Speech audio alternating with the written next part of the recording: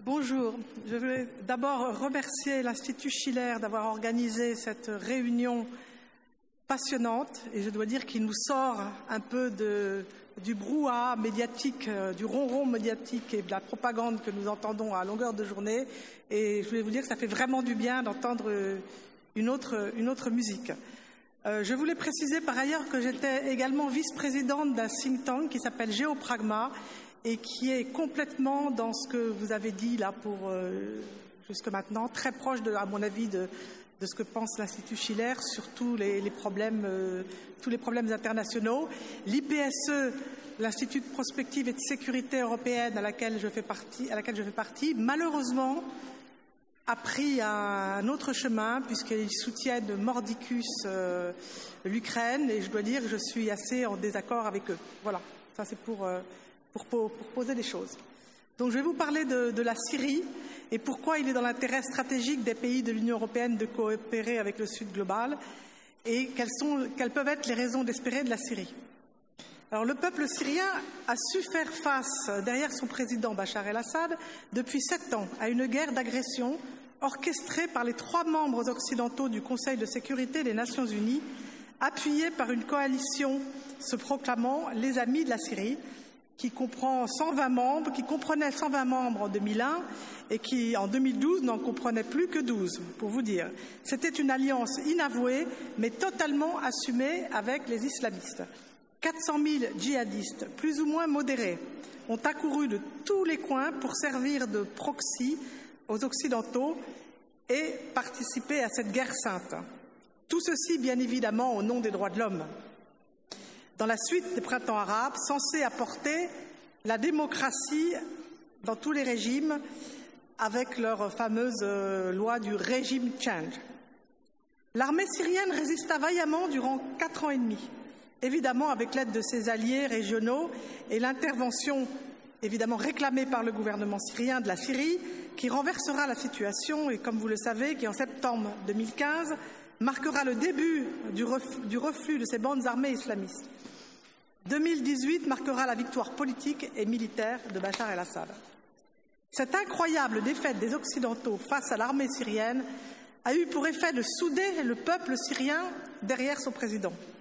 Il se trouve que je reviens d'une mission à Damas et dans sa région, organisée par l'association France-Syrie, au cours de laquelle nous avons pu rencontrer les autorités civiles et religieuses, les diplomates, la diplomatie, la ministre de la Culture, des humanitaires et des journalistes. Cette mission a été faite juste après celle que nous avons eue en Iran, à laquelle était également le colonel Corvez, qui doit être peut-être ici.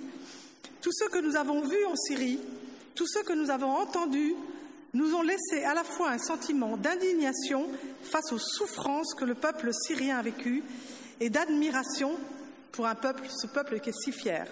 Le peuple syrien fait en effet preuve d'une incroyable résilience, fier d'avoir résisté et gagné. Les hommes et les femmes que nous avons pu rencontrer étaient tous d'une grande qualité, d'une grande compétence et nous parlant à nous sans langue de bois. La tolérance religieuse, d'ailleurs, nous a également frappés. Le peuple syrien a souffert, 500 000 morts, 2 millions de blessés et d'estropiés, 6 millions de déplacés jetés sur les routes. Et bien sûr, sans oublier les victimes du dernier tremblement de terre en janvier dernier. Alors maintenant, Damas est totalement reconstruit. La mosquée des Omeyyades, les églises, le musée de Damas, tout a été refait. Les Russes y ont évidemment pleinement participé et a fait oublier la terreur qu'ont vécue les chrétiens pourchassés par les islamistes. Ces pauvres religieuses, nous avons même eu l'occasion de voir ces pauvres religieuses qui avaient été kidnappées par Daesh pendant plusieurs fois, que nous avons rencontrées à Maaloula, et qui nous ont témoigné de l'horreur de ce qui s'était passé. Elles vivent dans une grotte à 50 km de Damas, c'est absolument... Et quand vous sortez de Damas, qui est complètement reconstruit, propre, impeccable, avec des jardins parfaits, vous sortez et la banlieue, tout est détruit. Et les récits que vous font les gens quand vous traversez cette banlieue vous montrent une usine à Bala. L'usine a été totalement détruite. Ce sont des islamistes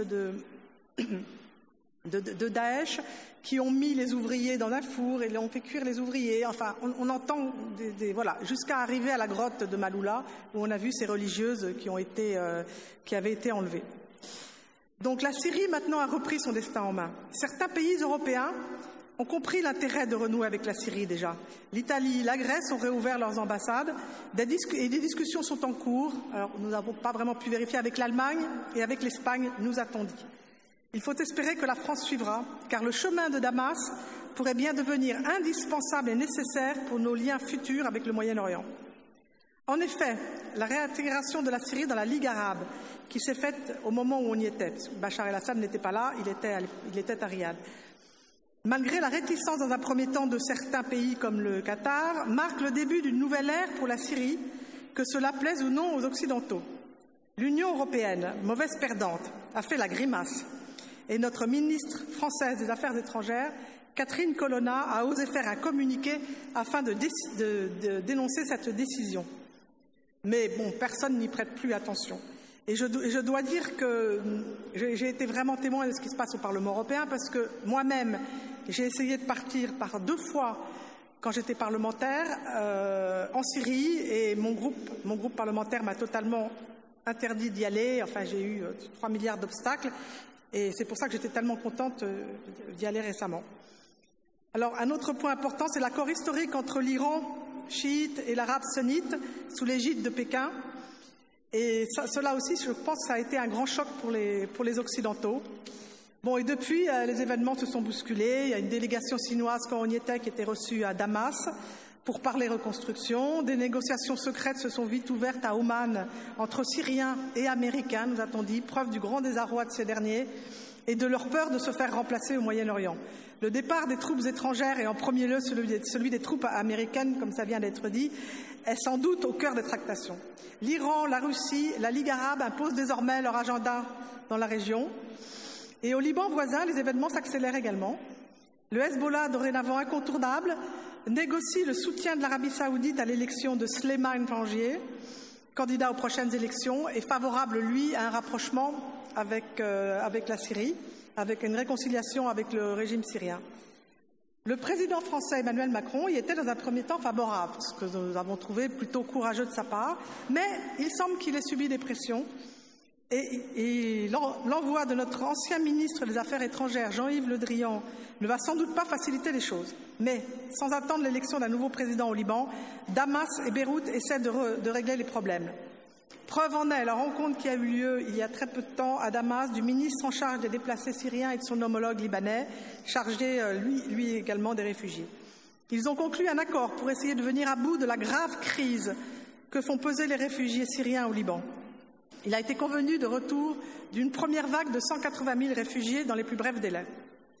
Et l'Union européenne, alors là encore j'ai été témoin parce que j'ai participé à un nombre de réunions où l'Union européenne continuait à bloquer le fait que les Syriens du Liban, les réfugiés syriens du Liban retournent en Syrie.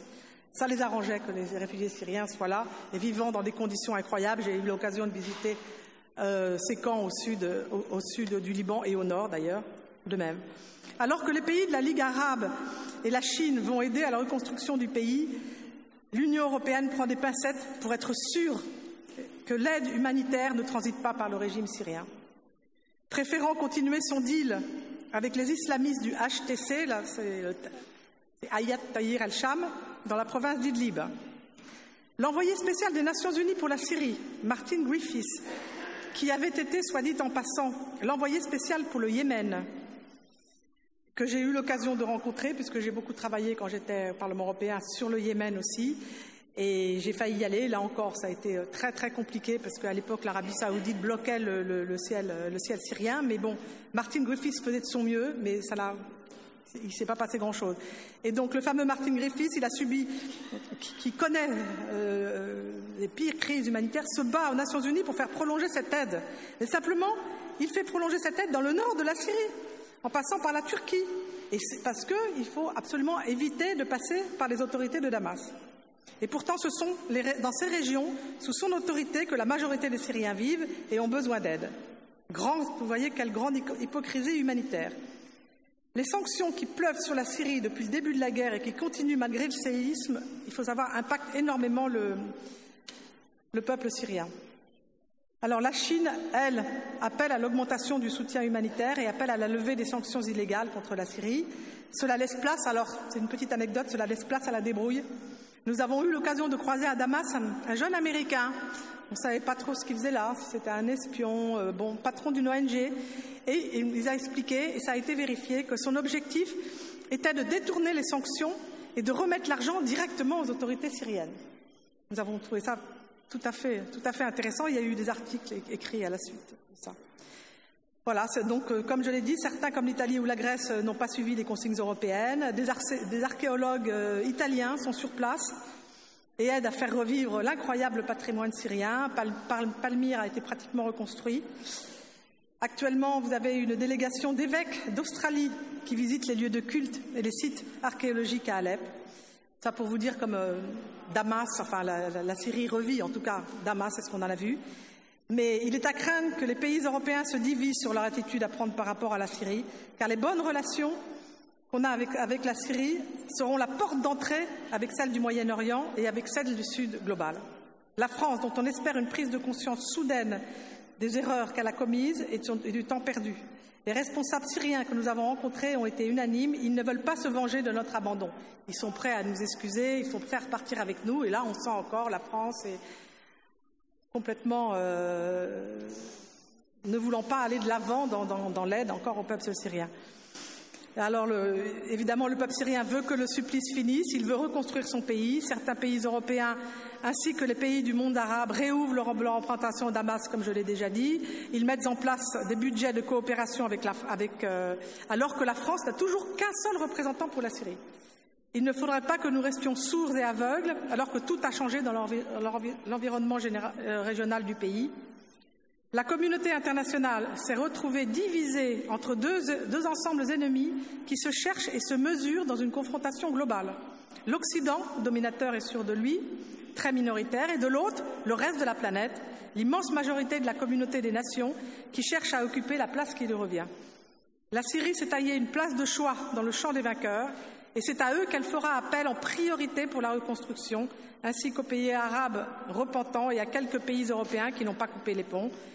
Par exemple la République tchèque, la Roumanie, la Bulgarie, la Hongrie, Chypre, l'Italie et la Grèce. Les relations de la France avec Damas et le Moyen-Orient pourraient nous éviter de rester embrigadés dans le camp de l'arrogance, alors que le monde a plus que jamais besoin d'humilité et de solidarité pour faire face aux nombreux défis que représente la pauvreté dans le monde et les bouleversements dus au changement climatique. Le temps presse et la Syrie, dont la France a été puissance mandataire après la Grande Guerre, lors du démantèlement de l'Empire ottoman, s'apprête à devenir le pivot du Moyen-Orient et du monde arabe. Elle va enfin pouvoir reprendre sa place au cœur de l'histoire. Ne manquons pas l'opportunité de renouer avec elle. Je vous remercie.